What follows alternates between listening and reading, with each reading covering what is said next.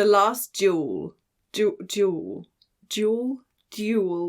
Oh, it looks like that word's going on the list of words that I can't say, along with wall. Any word ending with L. Ugh, it's a no bones day.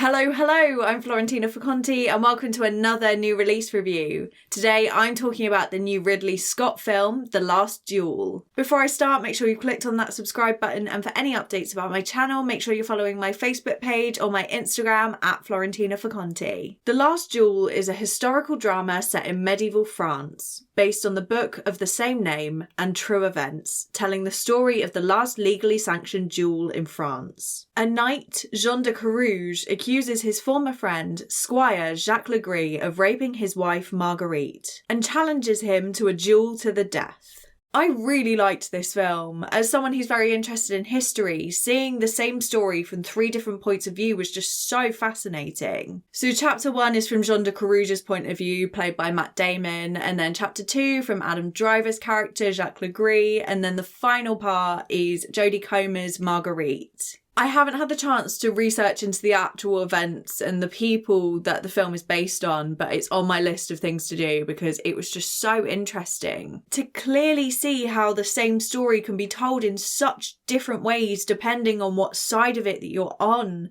It's such a clever concept for a film because we can never actually be sure what parts of history are accurate accounts. Like, there will always be bias and human error in every story told. This was a perfect story to tell because it's still so relevant, and although a lot of things have moved on and changed since the medieval times, it still really resonates with how we view male violence against women in today's society. Now I'm going to talk about some of the cast, and I'm just going to put it out there.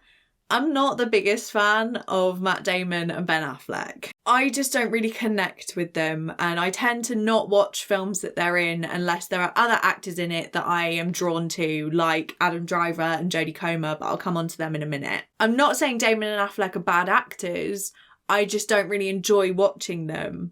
But that being said, I was pleasantly surprised by their performances in this. I think they both did a pretty good job, and it's the best performance that I've seen from either of them. So if you're a fan of them, then you will really enjoy what they do in this film. It hasn't fully changed my mind about them.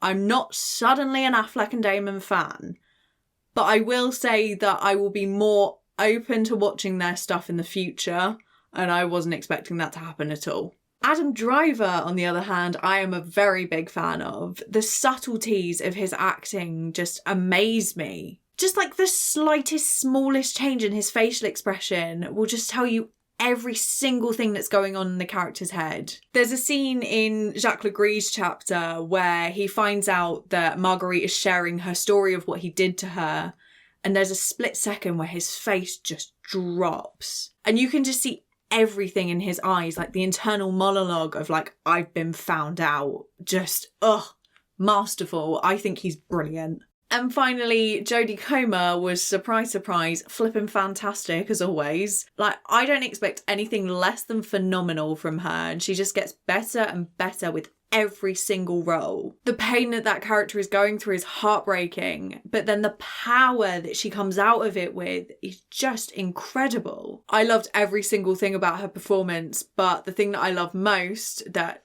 always stands out for me, is her accent work. She's from Liverpool, so her doing a perfect RP English accent from the beginning was already really impressive. But then over time, living with de Carouge and his mother, she adopts their accents a bit, and it kind of turns into like an American English accent. I mean, obviously it's set in France, so it's not exactly accurate, but I just thought it was a really clever way to show the passing of time. It was just a really subtle change that happened throughout each of the chapters, but I found it so exciting. And they didn't have to do that, but when you've got Jodie Comer, you'd be silly not to. Overall, I really liked this film. Obviously, like, the intricate details of the plot and the subject matter that it covers, it's not an easy watch. People kind of need to be prepared to be upset and uncomfortable at times during this film, And it also just really makes you think because there's so many bits to piece together. But I thought it was absolutely brilliant and I enjoyed it a lot more than I was expecting to. So yeah, if you haven't seen it already, then go check out The Last Duel in cinemas. Thanks for watching. Give it a like if you liked it. Subscribe if you want more of this. But as always, stay safe and look after yourselves.